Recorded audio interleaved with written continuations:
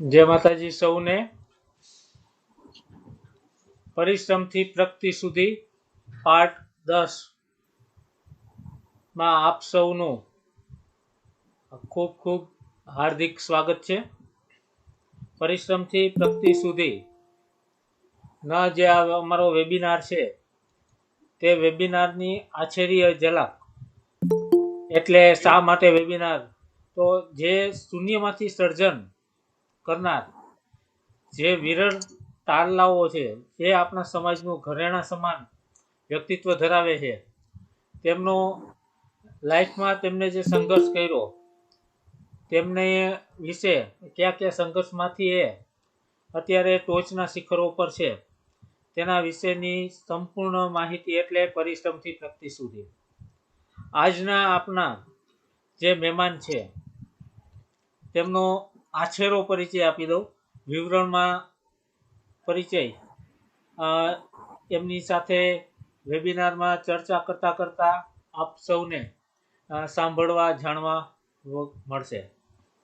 તો આજના જે આપણા મહેમાન છે એ છે માનનીય ડૉક્ટર કલ્પેશસિંહજી રહેવર સાહેબ,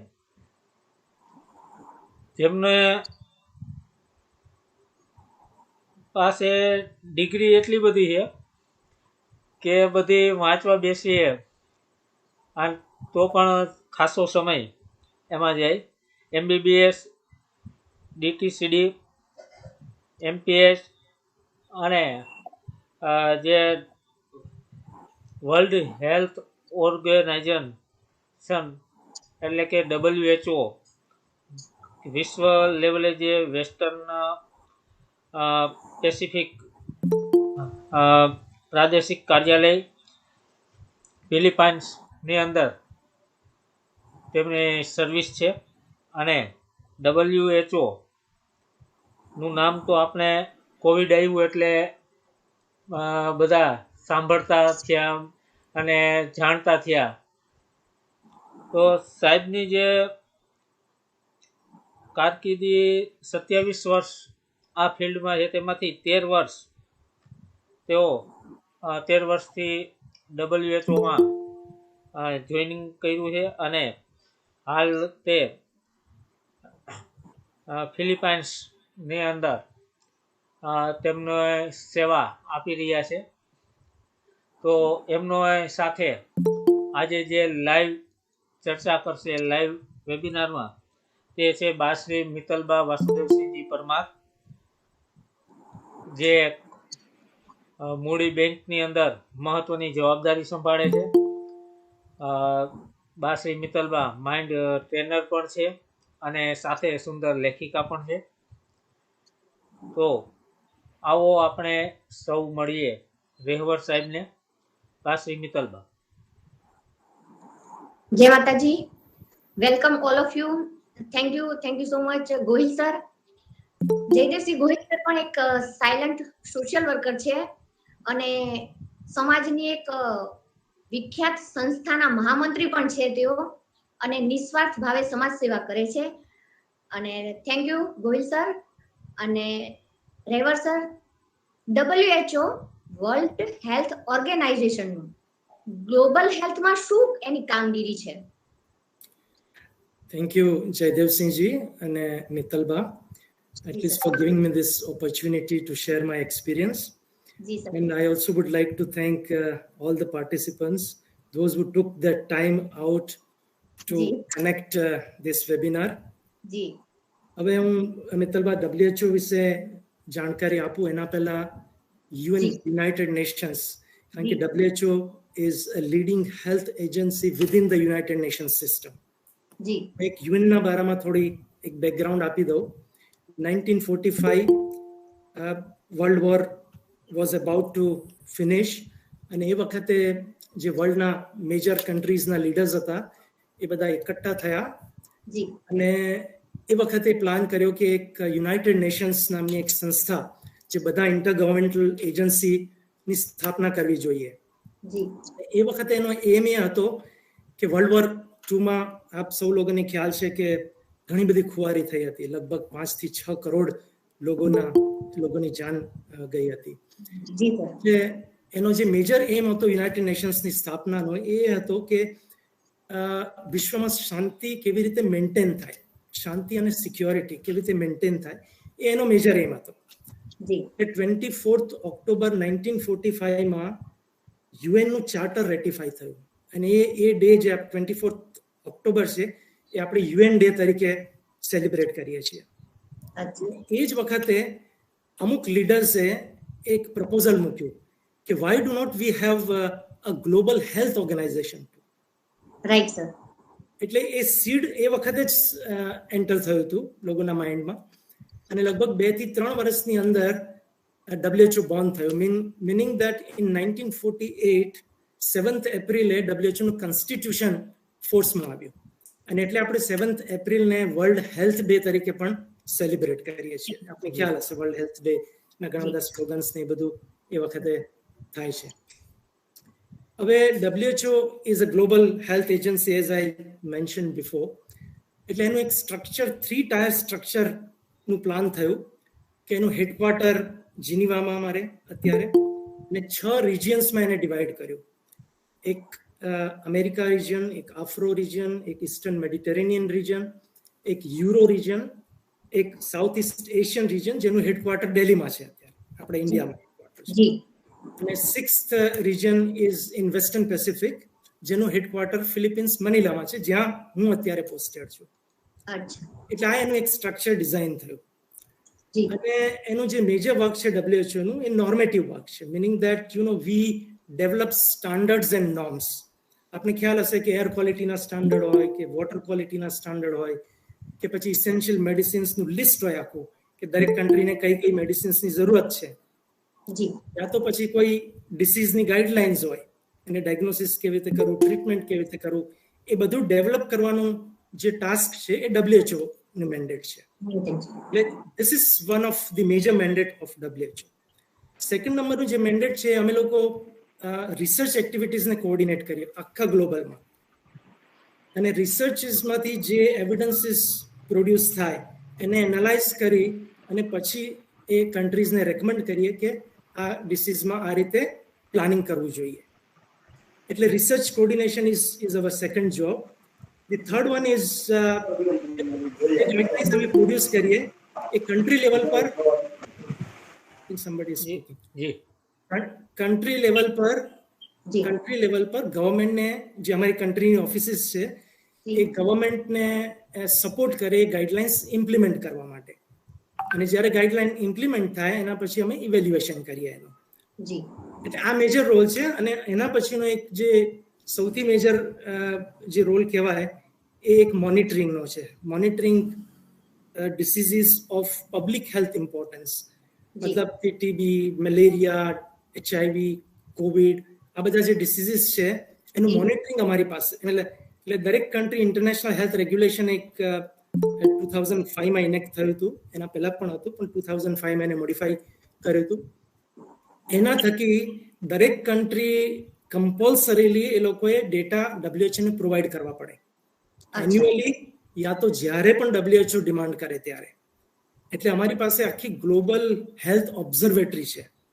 એટલે પૂરા ડેટા બધા જ ડિસીઝના શરૂથી મતલબ 1948 થી માંડીને એટલે એ બધા ડેટા અમે એનાલાઇઝ કરીએ, ઇન્ટરપ્રિટ કરીએ અને કન્ટ્રીઝને એ રીતે રેકમેન્ડ કરીએ કે આ ડિસીઝમાં શું કરવું જોઈએ, ક્યાં આ ડિસીઝ જઈ રહ્યો છે, એ રીતે એનું ટ્રેન્ડ કયું છે એ રીતે. અને લાસ્ટલી ઇમરજન્સી કોર્ડિનેશન એ WHO નો મેજર રોલ છે. એ હમણાં આપ લોકોએ જોયું હશે કોવિડમાં ભલે થોડું ક્રિટિસિઝમ થયું, એ તો ઇટ વોઝ લાઈક કારણ કે આ સેન્ચુરીમાં એવી એક મહામારી આવી અને નોટ અ સિંગલ ઇન્સ્ટિટ્યુશન કે not a single country was well equipped to respond such a huge level of pandemic. તો એટલે કોઈ પણ ઇક્વિપ નહીં હતા એટલે થોડું ઇનિશિયલી ટીથિંગ પ્રોબ્લેમ થયો પણ છેવટે જે બધી ગાઈડલાઇન્સ છે એ બધી WHO ની ગાઈડલાઇન્સ ફોલો થઈ અને WHO A vaccine production even vaccine deployment also V coordinated. So these are the major areas V work on. Sir આપણે વાત કરી વેસ્ટર્ન પેસિફિક વર્લ્ડમાં ફિલિપાઇન્સની, ત્યાં આપ વર્ક કરો છો, તો ત્યાં આપની કામગીરી શું છે? હવે મેં જે રીતે રિજિયનની વાત કરી કે અમારે 6 રિજિયન્સ છે, એમાંથી વન ઓફ ધ રિજિયનના હેડક્વાર્ટરમાં મારું પોસ્ટિંગ છે અત્યારે. અને અમારા રિજિયનમાં 37 કન્ટ્રીઝ છે, એટલે 27 કન્ટ્રીઝ અને 10 અલગ અલગ એરિયાઝ છે કન્ટ્રીઝના, જેવી કે યુએસ નો એરિયા પણ છે, ચાઇનાનો છે. આથી હવે મારું વર્ક છે, હું I coordinate TB and leprosy programs in whole of the region. એટલે ગ્લોબલ લેવલે જે ગાઈડલાઇન્સ બને એમાં અમે કન્ટ્રીબ્યુટ કરીએ, અને region is a link between global health headquarter and country offices. આ બેનું એક લિંક છે. એટલે અમારું જે મેજર વર્ક છે રિજિયનલ લેવલ પે, એ રિજિયનના કોન્ટેક્સ્ટમાં ગાઈડલાઇન્સને અમે કન્વર્ટ કરીએ. દરેક રિજિયન ડિફરન્ટ હોય. જેવી રીતે મારા રિજિયનમાં એટલું ડાયવર્સ રિજિયન છે કે જેમાં હાઈલી ડેવલપ કન્ટ્રીઝ પણ છે અને ડેવલપિંગ કન્ટ્રીઝ છે. હાઈલી ડેવલપ કન્ટ્રીઝમાં આપણે બતાવું Australia, New Zealand, China, Japan, Korea, Singapore, Malaysia, એ બધા અમારા રિજિયનમાં આવે. અને બીજા ડેવલપિંગ કન્ટ્રીઝ પણ છે, જેવી રીતે પપુઆ ન્યૂ ગિની છે, ફીજી છે, પેસિફિક આઇલેન્ડ કન્ટ્રીઝ છે, વિયેતનામ, કંબોડિયા, આ બધા અમારા રિજિયન. એટલે કોઈ એક ગાઈડલાઈન તમે બ્લેન્કેટ ઇમ્પ્લિમેન્ટ ના કરાવી શકો. You have to contextualize those guidelines. એ અમારું કામ છે. અને પછી કન્ટ્રી લેવલ પર અમે કન્ટ્રીને સપોર્ટ કરીએ આ ગાઈડલાઇન્સ ઇમ્પ્લિમેન્ટ કરવામાં, પ્લાનિંગમાં, મોનિટરિંગ એન્ડ ઇવેલ્યુએશનમાં. આ બધી જ પ્રક્રિયા જે મેં WHO નું રોલ કીધો એ જ રોલ હું કરું છું અત્યારે રિજનલ લેવલ પર. જી, આપ બહુ સરસ કામગીરી કરી રહ્યા છો સર. અને જ્યારે અમે આપનું પોસ્ટર વાયરલ કર્યું તો ઘણા બધા મેસેજીસ અને રિવ્યુઝ આવ્યા, ઘણા બધા ક્વેશ્ચન આવ્યા. એમાંથી એક ક્વેશ્ચન એવો પણ આવ્યો છે સર કે આપ WHO માં કેવી રીતના જોડાણ? આપને એક ઇન્ટરેસ્ટિંગ ઇન્સિડન્સ કહું જી, કે લોકોને ખ્યાલ હશે કે WHO મેડિસિન અહીંયા ગુજરાતમાં સ્પેશિયલી કે મેડિસિન કરો કે પોસ્ટ ગ્રેજ્યુએશન કરો એના પછી એક બોન્ડ પીરિયડ હોય છે, 2 years કે 3 years નો બોન્ડ પીરિયડ હોય. So within that period you have to work in government services. એટલે ગવર્મેન્ટમાં રૂરલ એરિયામાં કામ કરવું પડે. એટલે 95ની વાત કરું કે એ વખતે મેં મારું પોસ્ટ ગ્રેજ્યુએશન કર્યા પછી મેં ગવર્મેન્ટ જોબ જોઈન કરી અને 2-3 વર્ષ નવસારીમાં કામ કર્યું. પછી અહીંયા બરોડામાં ટીબી હોસ્પિટલમાં હું વર્ક કરતો હતો. અને એક દિવસ સાંજે આવીને મેં મારી વાઈફને કીધું કે કાલે મારે વહેલું જવાનું છે. તો કે કેમ? WHO ની ટીમ સુપરવિઝન માટે આવી છે. તો હર ફર્સ્ટ ક્વેશ્ચન વોઝ કે આપ WHO में क्यों नहीं जा सकते? તો મને એ વખતે થોડો હું ઇરિટેટ થયો કે જે આવે એ બધું આપણે બનીએ એમ. પણ આ કહું એ સીડ મારા માઇન્ડમાં એ થઈ ગયો. અને વિધિન 6 months આપને કહું કે એડવર્ટાઇઝમેન્ટ આવી, એટલે લોકલ નેશનલ લેવલની જે એડવર્ટાઇઝમેન્ટ હતી, 14 પોઝિશન્સની જરૂરત હતી. લગભગ 3,500 થી 4,000 એપ્લિકન્ટ્સે એપ્લાય કર્યું અને 4 ડિફરન્ટ લોકેશન્સમાં ઇન્ટરવ્યુઝ થયા અને લગભગ 3 થી 4 રાઉન્ડમાં ઇન્ટરવ્યુ થયા અને એમાં લકીલી આઈ વોઝ સિલેક્ટેડ. એટલે આના પછી એ જ કહેવાનું બે લેસન આના પરથી લર્ન થાય. એક તો એ કે નથિંગ ઇઝ ઇમ્પોસિબલ. જી, અગર તમે ચાહો તો એ વસ્તુ તમને આપને મળી શકે એમ. બીજી એક વાત કરું કે એક શાહરુખ ખાનનું મૂવી હતું, એમાં शाहरुख खान बोले છે કે कोई चीज को अगर आप शिद्दत से चाहो तो पूरी कायनात उसे तुम्हें मिलाने की साजिश में लग जाती है, कोशिश में लग जाती है. तो एग्जैक्टली दैट हैपन. 6 months ની અંદર હું WHO માં હતો અહીંયા નેશનલ લેવલ पे. અને મારું ફર્સ્ટ પોસ્ટિંગ ઇન્દોર થયું. એટલે લગભગ half of Madhya Pradesh I was looking, supervising. એટલે મધ્યપ્રદેશના એક હેલ્થ ફેસિલિટીની મેં વિઝિટ કરેલી છે. પછી 3-4 વર્ષ પછી મારું નાગપુર ટ્રાન્સફર થઈ. એ પણ મને સડનલી ઓફર આવી. વિધિન 1 hour આઈ હેડ ટુ રિપ્લાય. અને ત્યાં નાગપુર ગયો. આખો વિદર્ભ એરિયા હું સુપરવાઇઝ કરતો હતો. પછી હૈદરાબાદ ગયો. એન્ડ ધેન ઇન 2008 એન્ડમાં મારું સિલેક્શન થયું સાઉથ આફ્રિકામાં ઇન્ટરનેશનલ પ્રોફેશનલ તરીકે. ત્યાંથી મારી ઇન્ટરનેશનલ જર્ની ચાલુ થઈ. મલ્ટિપલ આફ્રિકન કન્ટ્રીઝમાં કામ કર્યું, એશિયામાં કામ કર્યું, and now I am in western pacific region in Philippines. તો આ મારી journey how I entered into WHO. બહુ સરસ આપની જર્ની છે. અને અમને એમ હતું કે WHO ના સર કંઈક અમારા બધાથી અલગ હશે, પણ જનરલી આપના વાઇફ પણ તમારે વહેલા જવાનું હોય તો એ જ ક્વેશ્ચન પૂછે છે કે કેમ. એ જાણીને બહુ ખુશી થઈ કે સર. અને તમે જે શાહરુખ ખાનની વાત કરી કે એના ડાયલોગની કે પૂરી શિદ્દતથી, પણ કદાચ તમે નહોતું ચાહ્યું પણ ભાભી સાહેબે ચાહ્યું હતું કે તમે WHO માં કામ કરો, અને એ એમનું સપનું સાકાર થયું. એટલે ભાભી સાહેબને કોંગ્રેચ્યુલેશન. અને આ પોસ્ટ ઉપર તમે છો તો એ ભાભી સાહેબના વિચારના કારણે છો, એ અમને બધાને અત્યારે જાણવા મળ્યું. હવે આપના બિઝી શેડ્યુલ અને આપનું જે રોજ કામગીરી અને ફેમિલી, એ બધું તમે કેવી રીતના મેનેજ કરો છો? તમારું વર્ક, ફેમિલી અને તમારા શેડ્યુલ વિશે અમને થોડી માહિતી આપો. હવે આમાં મારો થોડા વ્યૂઝ ડિફરન્ટ છે. હવે લોકો જે સ્માર્ટ વર્કની વાત કરે, I agree કે smart work is important. કે smart work meaning that you are more efficient in producing results, which is important.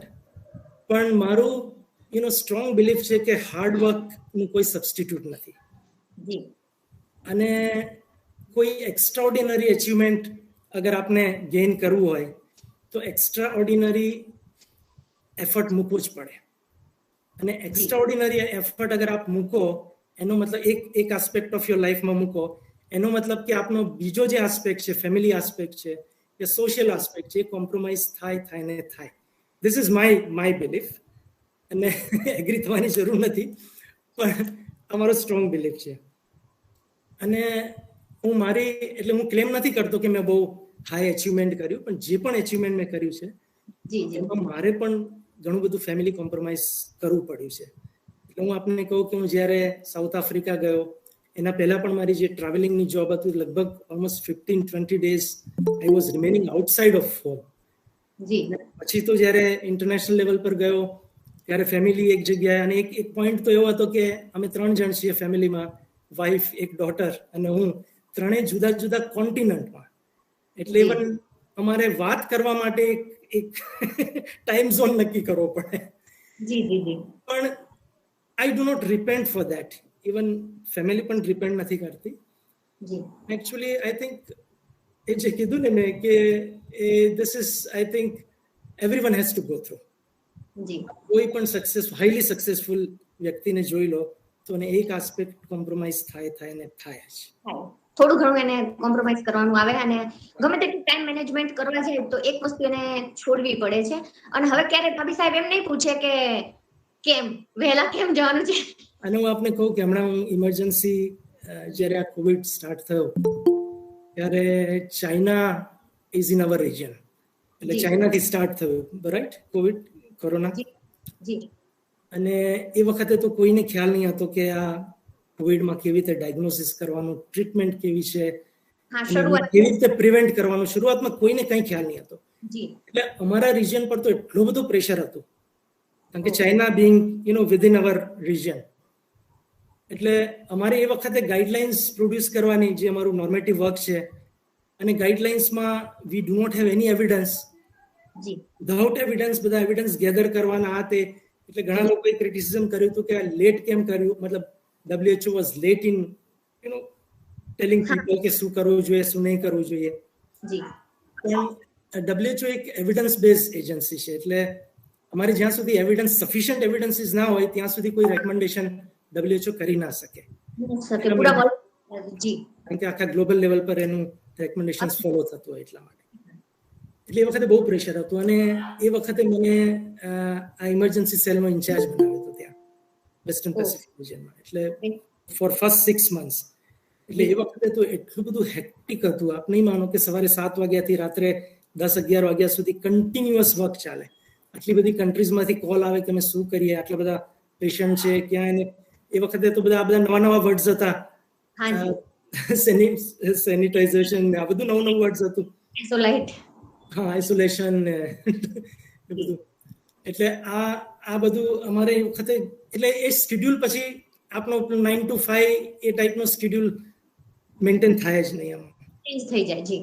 અને હવે તો ઓનલાઈન વર્કમાં ઘણા બધા એગ્રી કરતા હશે કે એમાં આ બધું 9 to 5 ઓબ્લિટરેટ થઈ ગયું, કારણ કે બધાના ડિફરન્ટ ટાઈમ ઝોનમાં લોકો બેસીને કામ કરતા હોય.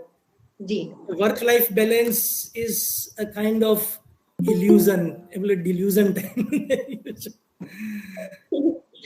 અને કદાચ આ મહામારીના કારણે જ અમે પણ આ ઓનલાઈન વેબિનાર લઈને આવ્યા કે ઘરે બેઠા બધા સાથે કનેક્ટ રહી શકીએ. આપે લંડનમાં એજ્યુકેશન લીધું છે, શેનું અને શા માટે, અને લંડનમાં એજ્યુકેશન લીધું એનાથી આપને કઈ લાભ થયો છે, બેનિફિટ્સ?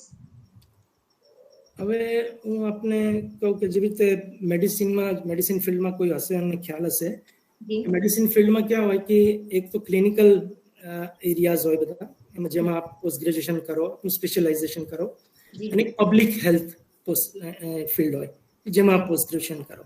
એટલે ક્લિનિકલ ફિલ્ડમાં કરો તો આપ પ્રાઇવેટ પ્રેક્ટિસ કરી શકો, યા એકેડેમિકમાં જઈ શકો, યા કોઈ હોસ્પિટલમાં વર્ક કરી શકો. જ્યારે પબ્લિક હેલ્થમાં ની ડિગ્રી હોય તો યા તો એનજીઓમાં વર્ક કરો, નેશનલ યા ઇન્ટરનેશનલ એનજીઓ, યા કોઈ યુનાઇટેડ નેશન્સની કોઈ આવી મેજર બ્રાન્ચમાં વર્ક કરવા મળે, એટલે તક મળે. હવે મારી પાસે મેં આપને બતાવ્યું કે મારી પાસે ઇનિશિયલી ક્લિનિકલ ડિગ્રી હતી, પણ એક્સપિરિયન્સ, લક જે બી ગણો એનાથી મારે WHO એન્ટ્રી તો થઈ ગઈ. મારી WHO નેશનલ લેવલ પર પણ થઈ અને ઇન્ટરનેશનલ લેવલ પર પણ થઈ. પણ પછી મને થતું ઘણીવાર કે જ્યારે આપ ગ્લોબલ હેલ્થ ઓર્ગેનાઇઝેશનમાં કામ કરો તો એને રિલેવન્ટ કોઈ ડિગ્રી હોવી જરૂરી છે. માસ્ટર્સ ઇન પબ્લિક હેલ્થ, અને આ London school of health and hygiene and tropical medicine LSHTM એક પ્રીમિયર ઇન્સ્ટિટ્યૂટ છે, એટલે મેં એને જોઈન કરી અને આ કોર્સ કર્યો. હવે આમાં પણ એક વસ્તુ એવું છે, એટલે મારા જે વ્યૂઝ છે એ પ્રમાણે કે કોઈ પણ ડિગ્રીને કરવા માટે આઈ નેવર થોટ કે મને આ પોઝિશન મળે કે મારા મોનેટરી મને ગેઇન થાય, પણ how much I can contribute in to whatever I do, that is I think more important. હવે આપણી પાસે કોઈ સબ્જેક્ટની નોલેજ હોય અને આપ એ એરિયામાં વર્ક કરતા હોય તો આપનું કન્ટ્રીબ્યુશનનું એફિશિયન્સી, ઇફેક્ટિવનેસ વધી જાય. એટલે એ જ મેજર મારો એમ હતો એ વખતે કે એ રીતે કરવી જોઈએ ડિગ્રી કરી, અને એના પછી naturally everything follows, like position એ બધું, money, that follows once you decide to contribute something in your area. જી સર, ભૌગોલિક પરિસ્થિતિ કે નેચર અને રોગચાળાને કોઈ કનેક્શન ખરું, અને હોય તો એ શું કનેક્શન છે? હવે આ રોગો માટે હું બતાવું કે મેજરલી જો આપણે ડિસીઝીસ છે એને બે માં ડિવાઈડ કરીએ. કમ્યુનિકેબલ ડિસીઝીસ હોય જે સ્પ્રેડ કરે એકબીજાથી, અને નોન કમ્યુનિકેબલ ડિસીઝીસ હોય કે જેમાં બ્લડ પ્રેશર હોય, ડાયાબિટીસ હોય, કેન્સર હોય, જે કમ્યુનિકેબલ ના હોય, એટલે ઇન્ફેક્શિયસ ના હોય, બાકીના ઇન્ફેક્શિયસ હોય. મેજરલી શું થાય, કોઈ પણ ડિસીઝ થવા માટે અમુક ઇસેન્શિયલ ફેક્ટર્સ હોય, કોમ્પોનન્ટ ફેક્ટર્સ હોય. ઇસેન્શિયલ ફેક્ટર્સમાં હું આ કોવિડની આપને એક એક્ઝામ્પલ આપું કે કોવિડ થવા માટે કોરોના વાયરસનું બોડીમાં એન્ટર થવું જરૂરી છે, રાઈટ? અગર કોરોના વાયરસ બોડીમાં એન્ટર ના થાય તો કોવિડ ના થાય. So this is called an essential factor, કે આ ઇસેન્શિયલ છે. પણ એવું નથી કે કોરોના વાયરસ એન્ટર થયો એટલે કોવિડ થઈ જ જાય, એ જરૂરી નથી. મલ્ટિપલ ફેક્ટર્સ હોય છે કે જેવી રીતે હોસ્ટ ફેક્ટર્સ હોય, કે વ્યક્તિની ઇમ્યુનિટી ઓછી હોય, યા તો વ્યક્તિને કોઈ બીજો ડિસીઝ હોય, ડાયાબિટીસ હોય માનો કે, યા તો વ્યક્તિને કિડનીનો ઇસ્યુ હોય. તો આ બધા જો ઇસ્યુ હોય તો એને આ કોવિડ થવાનો રિસ્ક વધી જાય. એટલે આ બધા સફિશિયન્ટ ફેક્ટર્સમાં આવે. એવી જ રીતે બીજા એન્વાયરમેન્ટલ ફેક્ટર્સ હોય છે. એન્વાયરમેન્ટલ ફેક્ટર્સમાં એવું હોય કે માનો કે સેનિટેશન લો હોય, યા તો પછી ઓવરક્રાઉડિંગ હોય કે જ્યાં સ્પ્રેડ થવાના ચાન્સીસ વધી જાય. માનો કે લાસ્ટ ટાઈમ આપણે જ્યારે ફર્સ્ટ વેવ હતો કોવિડનો, ત્યારે અર્બન એરિયામાં સ્પ્રેડ વધારે થયો, રૂરલ એરિયામાં ઓછો થયો સ્પ્રેડ. એનું એક કારણ એ બી હતું કારણ કે અર્બન એરિયામાં ઓવરક્રાઉડિંગ વધારે હતું, પબ્લિકની ડેન્સિટી વધારે એટલે સ્પ્રેડ વધારે કરે, અને રૂરલ એરિયામાં ડેન્સિટી ઓછી એટલે સ્પ્રેડ ઓછો થાય. સો આ બધા ફેક્ટર ભેગા થઈને એક ડિસાઇડ કરે કે વ્યક્તિને ડિસીઝ થશે કે નહીં. ભૌગોલિકનું બી એક રીઝન આપી દઉં. ભૌગોલિક what I understood is geographical, right? જી, રાઈટ. તો જ્યોગ્રાફીમાં એવું છે કે જેવી રીતે આપણે કયું ક્લાઇમેટ કહેવાય, એક તો ટેમ્પરેટ ક્લાઇમેટ અને બે તરહના ક્લાઇમેટ જે હોય છે, જે એક થોડું ગરમ ક્લાઇમેટ હોય જી ને ટ્રોપિકલ ક્લાઇમેટ, સોરી મને જલ્દી યાદ નથી, ટ્રોપિકલ ક્લાઇમેટ અને ટેમ્પરેટ ક્લાઇમેટ. હવે ટ્રોપિકલ ક્લાઇમેટના ડિસીઝીસ ડિફરન્ટ છે અને ટેમ્પરેટ ક્લાઇમેટના ડિસીઝીસ ડિફરન્ટ છે. ટ્રોપિકલ ક્લાઇમેટ એટલે થોડું ગરમ પ્રદેશો હોય, જેવા ઇન્ડિયા જેવા, આફ્રિકા, ઇન્ડિયા, આ બધામાં આપ જોશો કે એક પેટર્ન જોવા મળશે કે કમ્યુનિકેબલ ડિસીઝીસ, મેઇનલી જે બેક્ટેરિયલ ડિસીઝીસ છે એનું પ્રમાણ વધારે હોય. ટેમ્પરેટ એટલે થોડા ઠંડા પ્રદેશ હોય કે મોડરેટ ક્લાઇમેટ હોય, ત્યાં આપણે વાયરલ ડિસીઝીસ વધારે હોય યા નોન કમ્યુનિકેબલ ડિસીઝીસ વધારે હોય. એટલે આ પણ એક ડિસાઇડિંગ ફેક્ટર્સ છે કે આપ ક્યાં રહો છો. That is also important. Sir, TB અને રક્તપિત્તના બેઝિક લક્ષણો કેવા હોય છે? ટીબી અને રક્તપિત્ત, હવે ઘણા લોકોને એવું થતું હશે કે ટીબી અને રક્તપિત્ત હવે ખાસ દેખાતો નથી. જી રાઈટ. પહેલા આપણે જે 20-30 વર્ષ પહેલા સાંભળતા હતા, જોતા હતા, એટલો અત્યારે નથી. એન્ડ ધીસ ઇઝ ટ્રુ કે એનું ઘણા બધા નંબર્સ રિડ્યુસ થયા છે ટીબીના, લેપ્રસીના. પણ આજની તારીખમાં પણ ગ્લોબલ લેવલ પે લગભગ 1 કરોડ ટીબીના પેશન્ટ્સ એવરી યર નવા થાય છે. 1 કરોડ પેશન્ટ્સ. અને એમાંથી 25% પેશન્ટ્સ તો ઇન્ડિયામાં જ થાય છે. ઓલમોસ્ટ 2.6 મિલિયન, મતલબ 26 લાખ જેવા આપણે ત્યાં જોઈએ છે ઇન્ડિયામાં. એટલે India is number 1 in terms of numbers of TB patients. લેપ્રસીમાં પણ આવું છે. લેપ્રસી તો ડ્રાસ્ટિકલી રિડ્યુસ થઈ ગયું પહેલા કરતા. પહેલા તો આપ જોતા હશો કે મંદિરની બહાર ઘણા બધા લેપ્રસી પેશન્ટ્સ દેખાતા આપણને. નથી દેખાતા જનરલી ઓછા. જી. એટલે ગ્લોબલી અત્યારે લગભગ 2 લાખ જેટલા લેપ્રસીના પેશન્ટ્સ એવરી યર નવા થાય છે, નવા કોન્ટ્રેક્ટ કરે છે. અને એમાંથી લગભગ 60% તો ઇન્ડિયામાં જ છે. એટલે ઇન્ડિયામાં પોપ્યુલેશન વધારે, નો ડાઉટ. એટલે પોપ્યુલેશનના હિસાબે આપણો નંબર્સ વધારે હોય, એટલે આપણે વર્લ્ડમાં નંબર 1 છે ટીબી અને લેપ્રસી નંબરના કેસીસમાં. હવે એની સામાન્યતઃ આપણે લક્ષણની વાત કરું તો ટીબીમાં જનરલી શું થાય કે ટીબીના જમ્સ અંદર જાય ફેફસામાં. એટલે 2 પ્રકારના ટીબી થાય. એક તો પલ્મોનરી ટીબી કહેવાય, કે ફેફસાનો ટીબી છે. એક એક્સ્ટ્રા પલ્મોનરી ટીબી, જે ફેફસાના અધર દેન લંગ્સનો ટીબી છે. 80% ટીબી ફેફસાનો થાય. અને ફેફસાના ટીબીના જે લક્ષણો છે એમાં કોફ થાય, જે લાંબો સમય સુધી ચાલ્યા કરે, લગભગ 2, 3, 4 વીક સુધી. અને કફમાં બ્લડ આવે, લો ગ્રેડ ફીવર થાય, અને રાત્રે એટલે નાઇટ સ્વેટ્સ આવે. પછી વજન ઉતરી જાય, ભૂખ ઓછી લાગે, શ્વાસ ચડે. આ બધા ટીબીના લક્ષણો છે. અને એમાં ઘણીવાર એવું થતું કે કોવિડ અને ટીબીમાં પણ થોડું બહુ લોકોને કન્ફ્યુઝન થતું, આવી જતું હોય. જી. કારણ કે એ બી રેસ્પિરેટરી ઇન્ફેક્શન પહેલા થતું કોવિડમાં પણ. પણ એટલો જ ડિફરન્સ છે કે કોવિડમાં એક્યુટ થાય, એટલે કે 2, 3, 4 દિવસમાં ફીવર ને કોફ ને આ બધું હોય. પણ જે આ લોંગ લાસ્ટિંગ કોફ હોય એમાં આપણે શંકા કરવાની જરૂરત છે, કદાચ ટીબી હોઈ શકે. હવે લેપ્રસીના લક્ષણો કહું કે લેપ્રસીમાં એ પણ આ બંનેનો જે ઓર્ગેનિઝમ છે એ એક જ ફેમિલીનો છે. માઇકોબેક્ટેરિયા એની ફેમિલી, જે બેસિલાઈ છે, બેક્ટેરિયા છે, એની ફેમિલી એક જ છે. આ માઇકોબેક્ટેરિયમ ટ્યુબરક્યુલોસિસ છે અને આ માઇકોબેક્ટેરિયમ લેપ્રી છે. એટલે આટલું ડિફરન્સ છે. જી. સ્પીસીસ ખાલી ડિફરન્ટ છે, ફેમિલી એક જ છે. એટલે લેપ્રસીનું પણ જે ટ્રાન્સમિશન થાય એ કોફ દ્વારા જ થાય છે. એ જાય પણ એ લંગ્સમાં ઇન્ફેક્ટ નથી કરતો, એ સ્કિન પર એની અસર દેખાય. સ્કિન પર દેખાય છે. એટલે સ્કિનમાં ચાઠા પડે, વ્હાઈટ ચાઠા પડે, થોડા ઉપસેલા હોય, અને એમાં સેન્સરી લોસ થાય.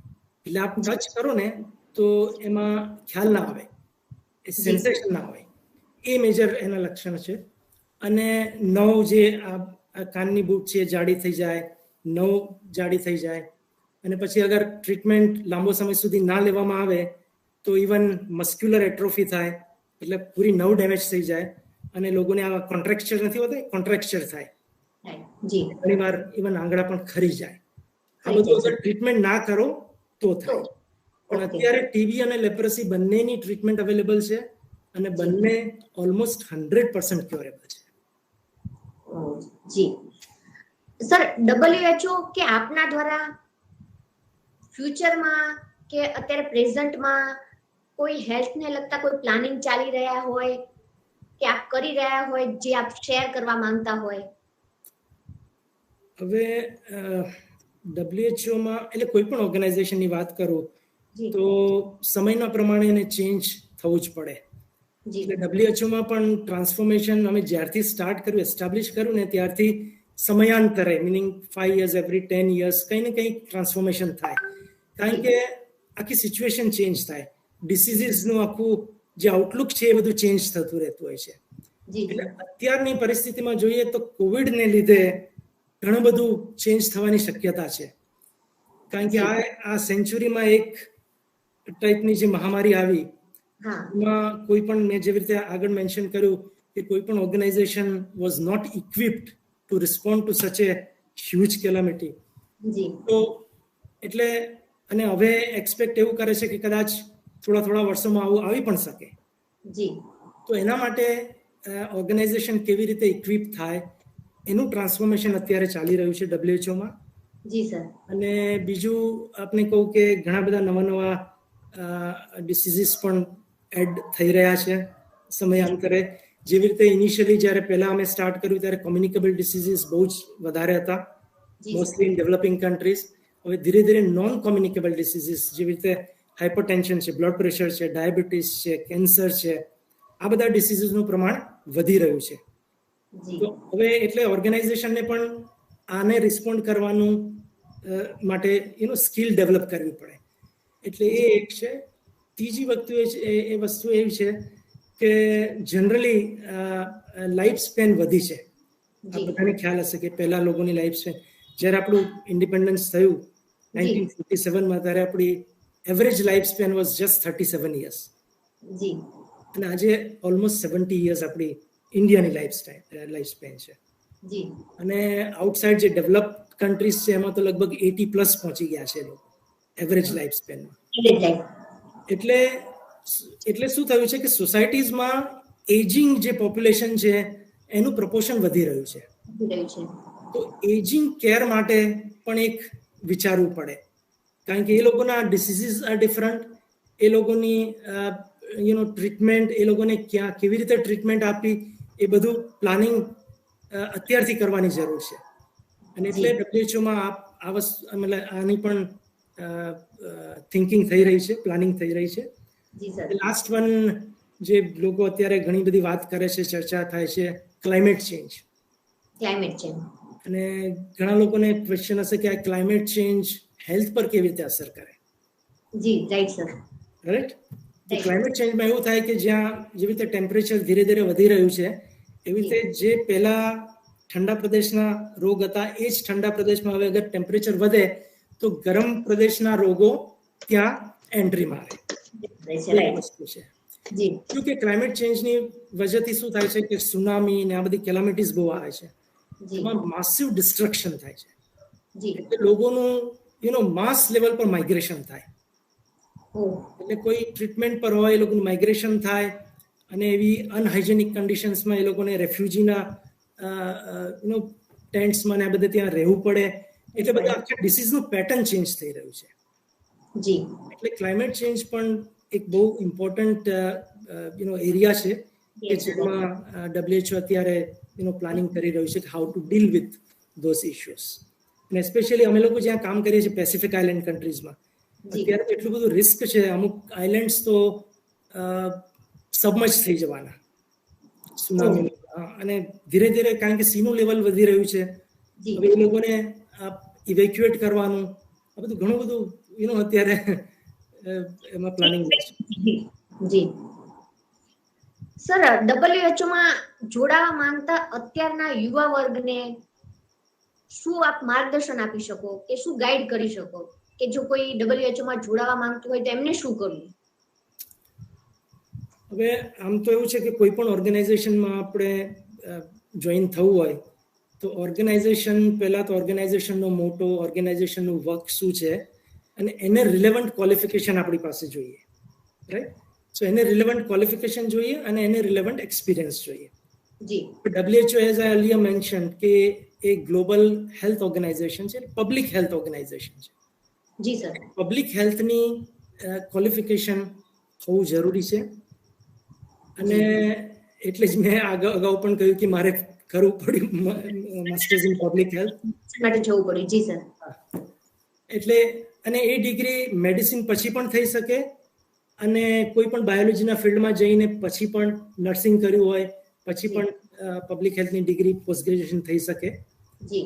અને એના પછી લોકલ લેવલ પર કામ કરેલું હોવું જોઈએ, કારણ કે ગવર્મેન્ટમાં જે રીતે સિસ્ટમ હોય ગવર્મેન્ટની પબ્લિક હેલ્થ સિસ્ટમ એમાં થોડો એક્સપિરિયન્સ હોય તો પછી આ ઇન્ટરનેશનલ ઓર્ગેનાઇઝેશનમાં you are eligible to apply. અને દરેક ઓર્ગેનાઇઝેશનની જેમ WHO ની બી એક એમ્પ્લોયમેન્ટ સાઇટ છે, એ સાઇટ પર એ સાઇટ પર આપની પ્રોફાઇલ આપ એન્ટર કરો અને જે આપને લગતી લાગે કે મારા એજ્યુકેશન ક્વોલિફિકેશન યા એક્સપિરિયન્સને રિલેવન્ટ છે આ કોઈ પોઝિશન, તો યુ કેન એપ્લાય.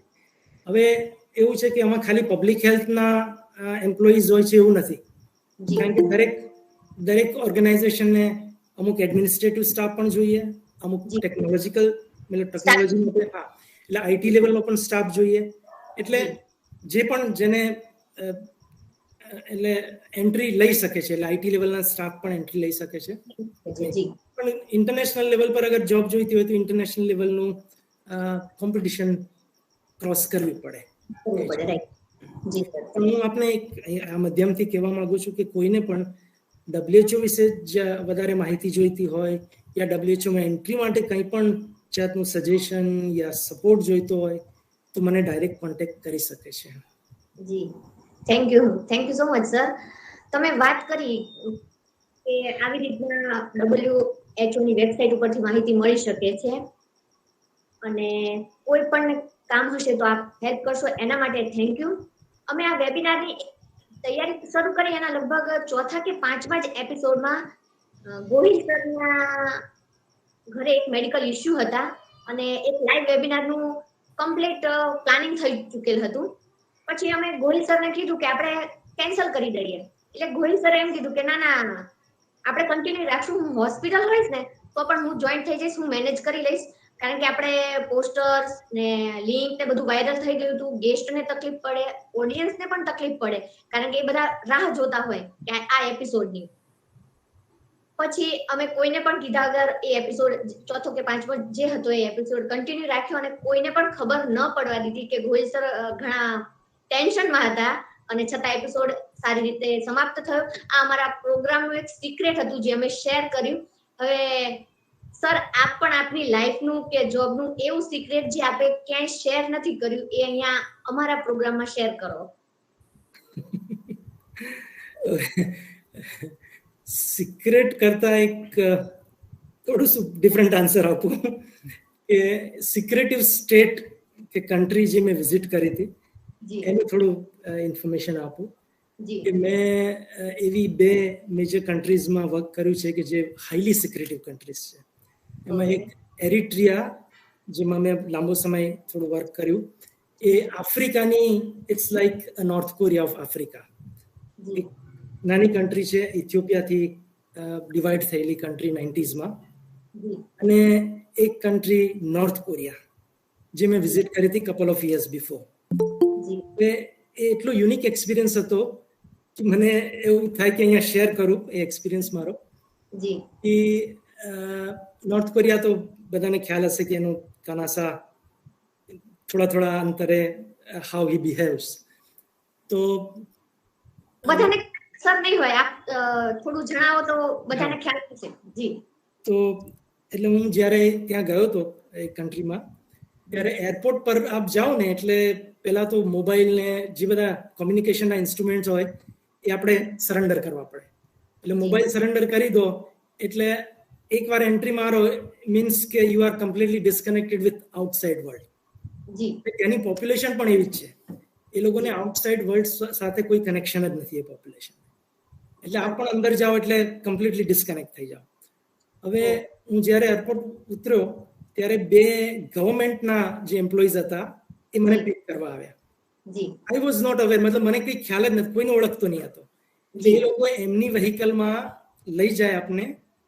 અને ત્યાં નોર્થ કોરિયામાં એવું છે કે લગભગ બધું એ લોકોની ઇકોનોમી કમ્પ્લીટલી ગવર્મેન્ટ કંટ્રોલ છે.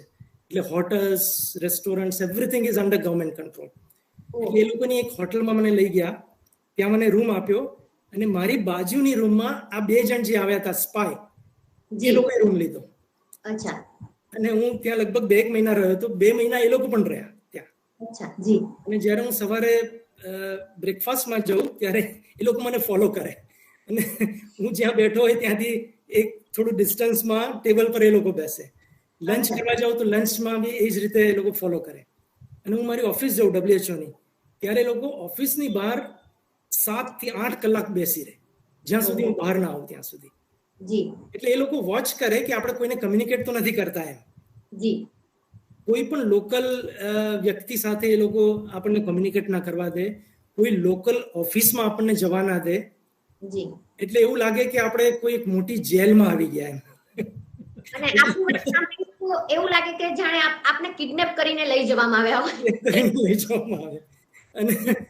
અને એક વખત તો એવું થયું કે મેં એમને કીધું કે મારે, કારણ કે હું એ લોકોને સપોર્ટ કરવા ગયો હતો રિસોર્સ મોબિલાઇઝેશન માટે. મેં કીધું મારે હેલ્થ સિસ્ટમ થોડી, કારણ કે હેલ્થ સિસ્ટમ મને ખ્યાલ ના હોય ત્યાંની, એના નોલેજ વગર હું કેવી રીતે સપોર્ટ કરી શકું. એટલે મેં કીધું મારે થોડી હેલ્થ સિસ્ટમ જોવી છે. એટલે I want to visit few health facilities. તો એ લોકોએ 2-3 દિવસ તો એ લોકોએ ડિસ્કસ કર્યું એ લોકોમાં કે ભાઈ અમે લઈ જાઓ કે નહીં લઈ જાઓ. પછી મને એક આખી ટીમ આવી અને લગભગ 3 થી 4 કલાકના ડિસ્ટન્સમાં એક કોઈ એ લોકોનું હેલ્થ ફેસિલિટી હતી, ત્યાં લઈ ગયા મને. એકલો હું અને એ લોકોની આખી ટીમ, અને રોડ પર કોઈ દેખાય ના આપણું. અને એ લોકોને ત્યાં ટ્રાન્સપોર્ટ ને આ બધું બહુ પુઅર છે. અત્યારે બી જ્યાં એ લોકોની કેપિટલ છે પ્યોંગયોંગ કરીને, કેપિટલમાં બધું દેખાય, બધી હોટેલ ને બિલ્ડિંગ્સ ને બધું. પણ રૂરલ એરિયાઝમાં જાઓ તો ક્યાંય કશું દેખાય નહીં. અને લોકો પાસે ટ્રાન્સપોર્ટ નહીં, લોકો ચાલતા જતા હોય, સાયકલ પર જતા હોય, આ રીતનું એવું હોય. તો મને એટલા દૂર લઈ ગયા અને એક PHC પર જઈને ત્યાં હું ઉતાર્યો.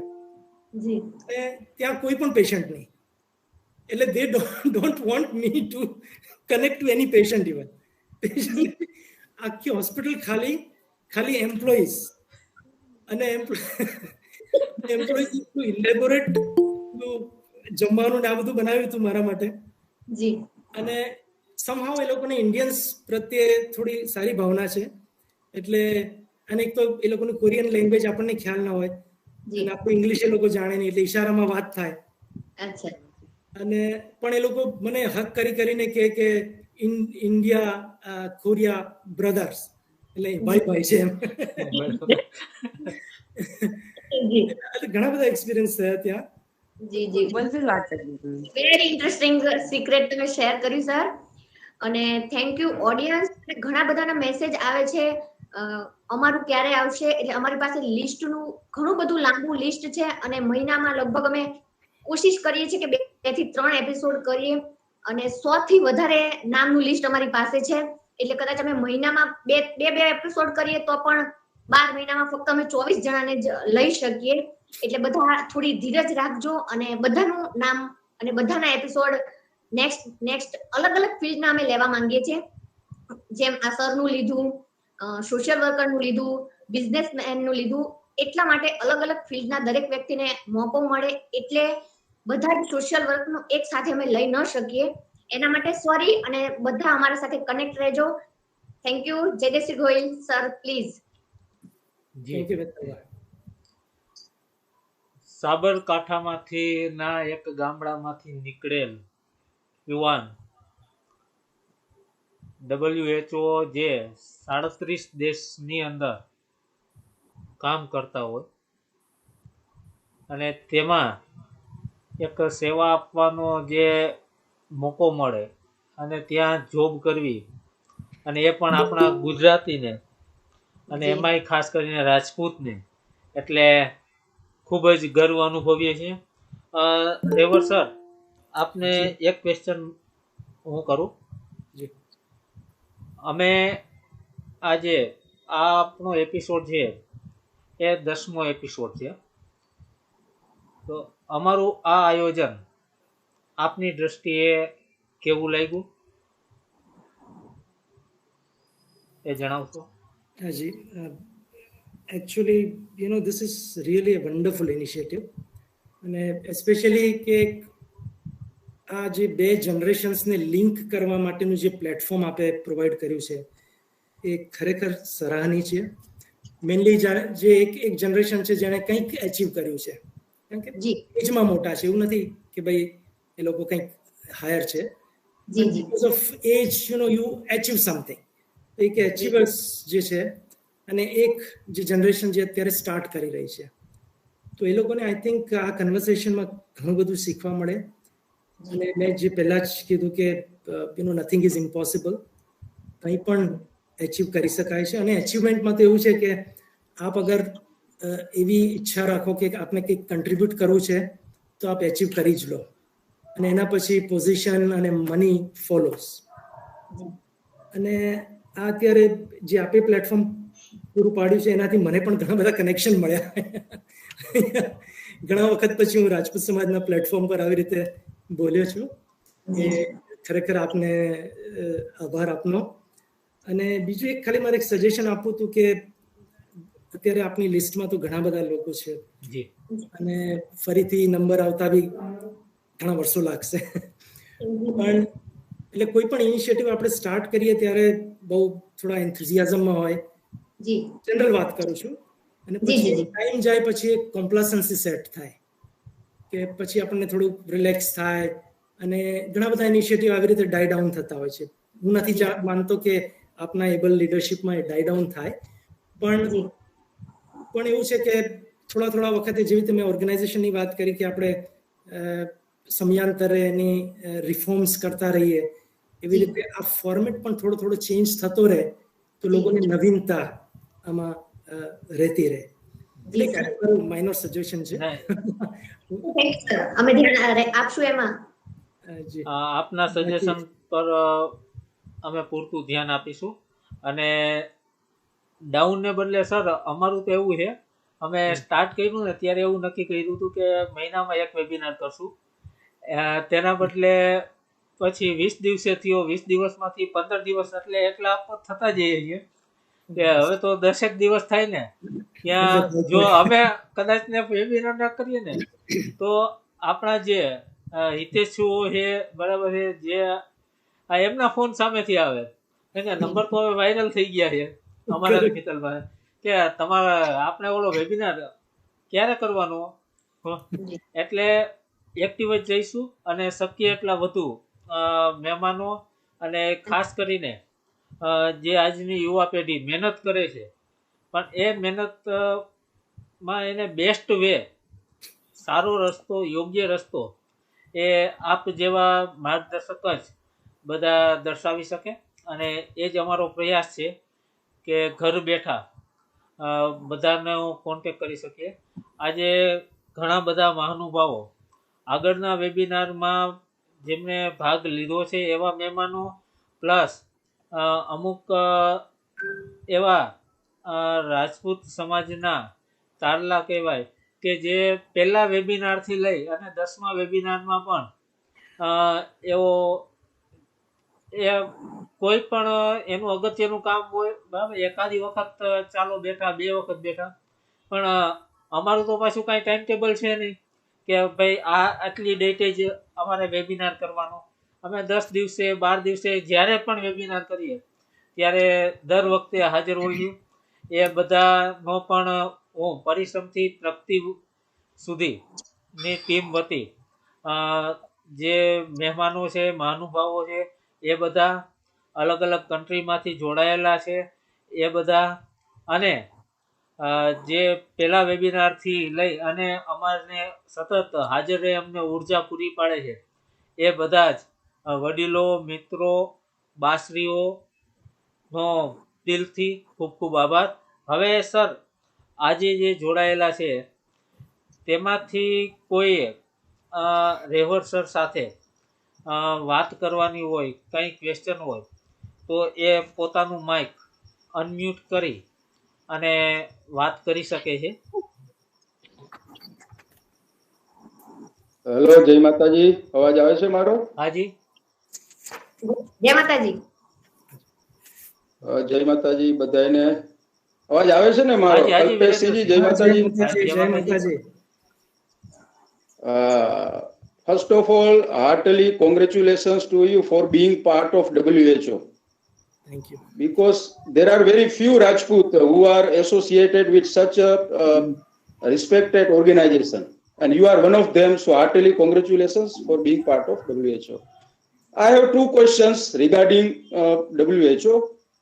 First one is that when initially this pandemic was broke out in our country, at which particular area were you finding difficult to handle? And second question is that are you looking any opportunity if current generation youth, particularly from our Rajput community, want to join WHO as like you? So are you looking any big opportunity in future? So kindly elaborate on this subject. Thank you. બહુ સરસ પ્રશ્ન પૂછ્યો છે ભાઈએ તમે. Thank you. Thank you, Mittalbha. જી Thank you for your questions.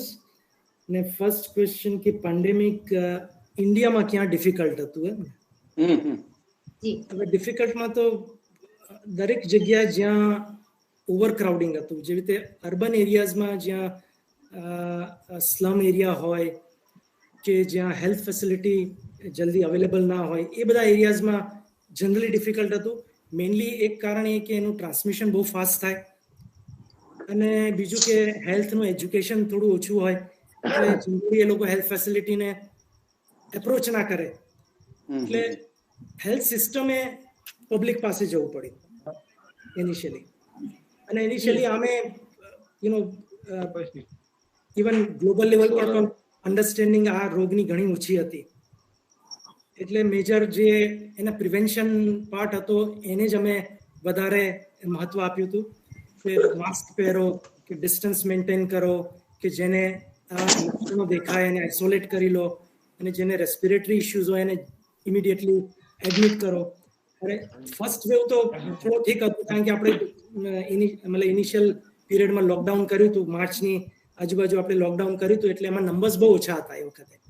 Second wave was very difficult અને second wave વખતે તો એવું હતું કે એક તો ડેલ્ટા જે વેરિયન્ટ હતો એ લીથલ વેરિયન્ટ હતો અને બીજું કે એની જસ્ટ પહેલા ઘણા બધા ઇલેક્શન્સ થયા હતા કન્ટ્રી વાઇડ એટલે લોકોએ એટલું બધું ગેધરિંગ થયું હતું ડિફરન્ટ પ્લેસીસમાં એટલે ઇન્ફેક્શન એકદમ બ્લાસ્ટ થયું અને at that time it was very difficult actually to cope by the government health system.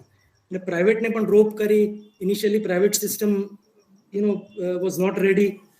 પછી ધીરે ધીરે પ્રાઇવેટને એનરોલ કરી એટલે એ બધામાં ટાઈમ ગયો ઘણો બધો ટાઈમ ગયો અને એમાં જ આપણે સેકન્ડ વેવમાં બહુ મોટી મોર્ટાલિટી થઈ. જી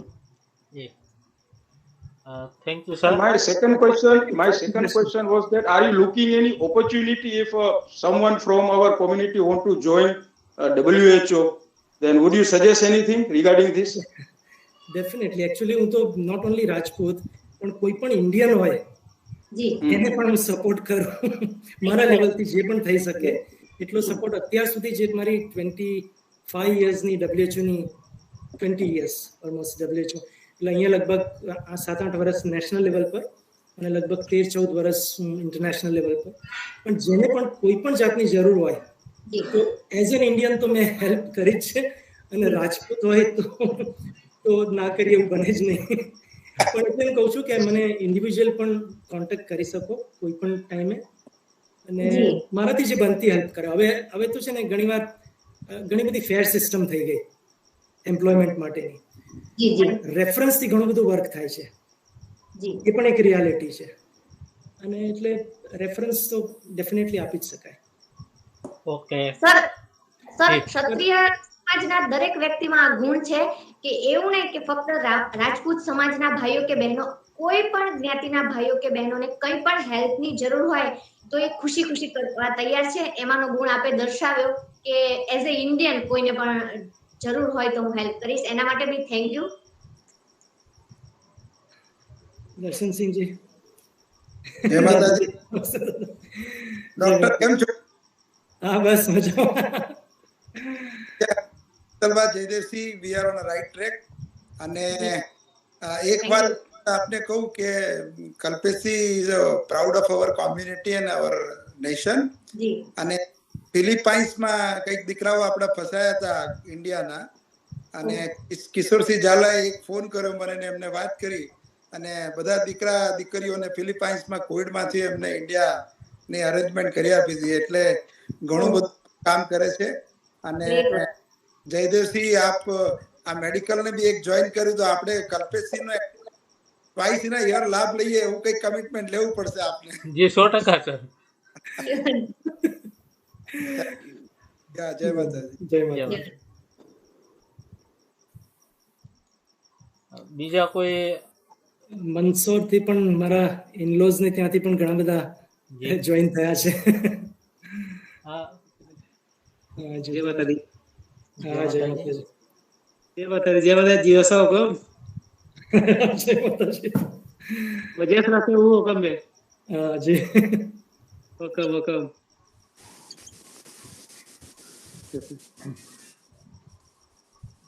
બીજા કોઈ આમાં વેબિનારમાં જોડાયેલા એ રેવર સર સાથે વાત કરવાની હોય અથવા તો આ કોઈ વેબિનાર વિશે કંઈ વાત કરવાની હોય તે પોતાનું માઇક અનમ્યુટ કરી અને વાત કરી શકે. કલ્પેશસિંહ, જય માતાજી. હું કનકસિંહ ઝાલા. આપ રાજપૂત સમાજનું ગૌરવ છો. બહુ જ ખૂબ ખૂબ અભિનંદન. અને જયદેવસિંહ અને મિત્તલબા આપને પણ ખૂબ ખૂબ અભિનંદન. અને દર્શનસિંહ બાપુ પણ સારું કામ કરી રહ્યા છે. બહુ જ આનંદ થાય છે આ સાંભળીને. Thank you sir. Thank you. જય માતાજી સાહેબ. હેલો. જય માતાજી. રેવર સાહેબ, આપ કોરોડા સ્ટેટના કયું ગામ? રૂપાલ. મારું ગામ હિંમતનગર. રૂપાલ ગામ. હા,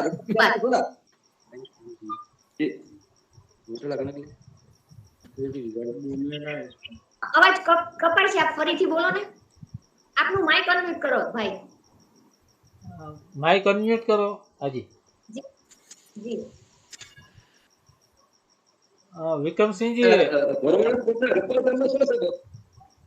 હેલો. ગોરવાડા સ્ટેટના રૂપાલ ગામના રહેવા છો ને આપ? હાજી. ઓકે. હિંમતનગર પાસે.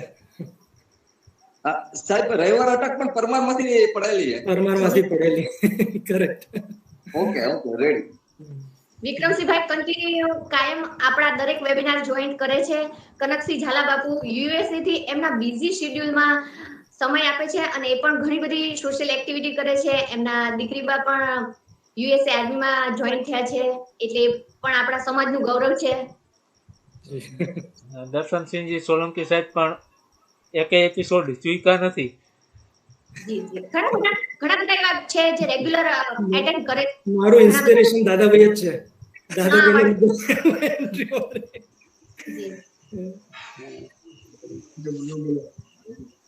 हेलो खमागणी मंदसौर से हुकुम। हाँ हुकुम। खमागणी हुकुम। जय खमागणी। खमागणी। जय माता दी हुकुम। जय माता मंदसौर से हुकुम। जिला राजपूत समाज मंदसौर से उपाध्यक्ष। जी जी, जय माता जी। खमागणी हुकुम। खमागणी। फरमाइए। बहुत बधाई आपको। मैंने इंटरनेट नेटवर्क का इश्यू है जी। नेटवर्क में कनेक्ट। नेटवर्क। Hello hello. हाँ जी, हाँ अब आवाज आ रही है।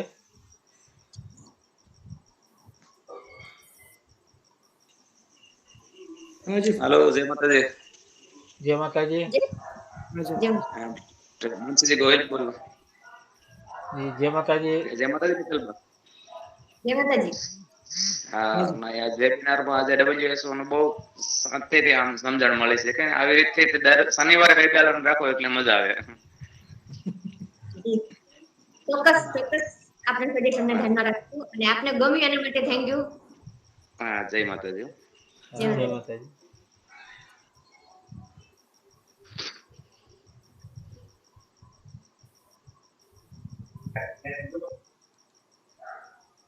બીજા કોઈ ને વાત કરવાની હોય તો એ પોતાનું માઇક અનમ્યુટ કરી અને વાત કરી શકે છે.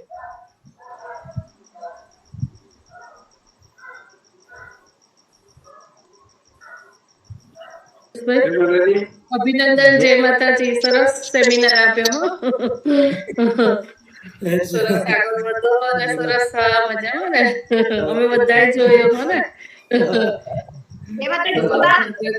હા જય માતાજી. હા મજામાં. હું એમની મામી થઉં.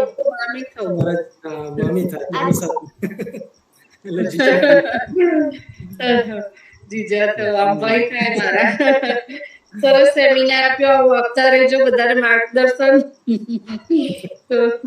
અને 100 વર્ષના થાવ અને સરસ બધું કરજો.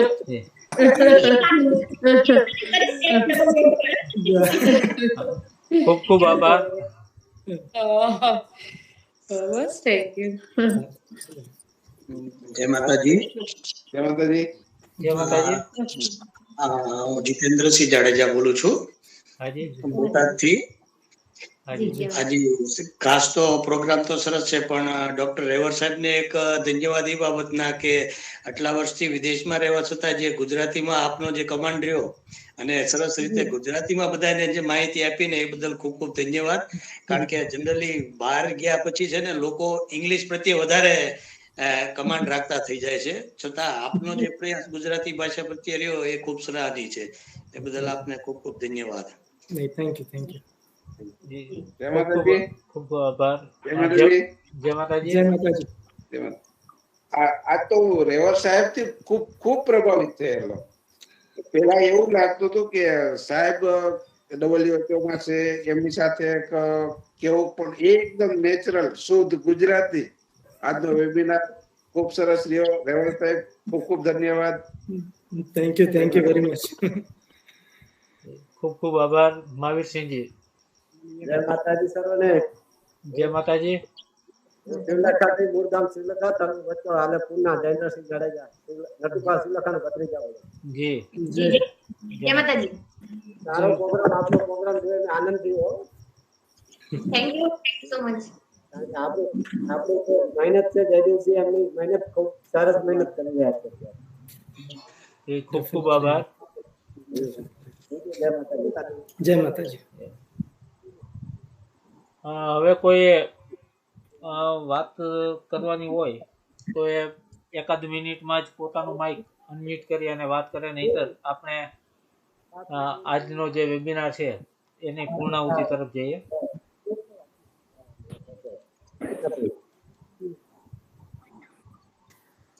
હેલો ડોક્ટર સાહેબ. પંકજસિંહ, જય માતાજી. મારો બ્રધર કઝિન. બોલો. Best of luck four future. Thank you. Thank you sir.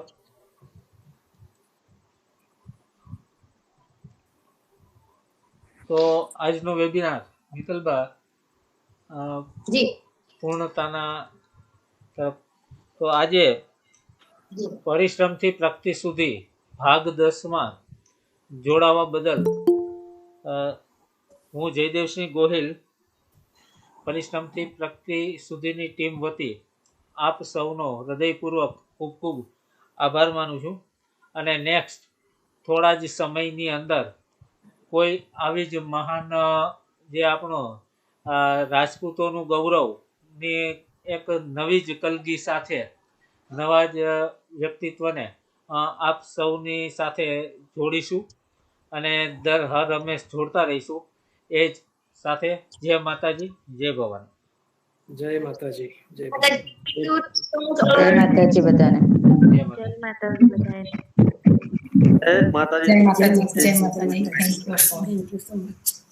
મિત્તલબા Parmar. જય માતાજી. જય માતાજી.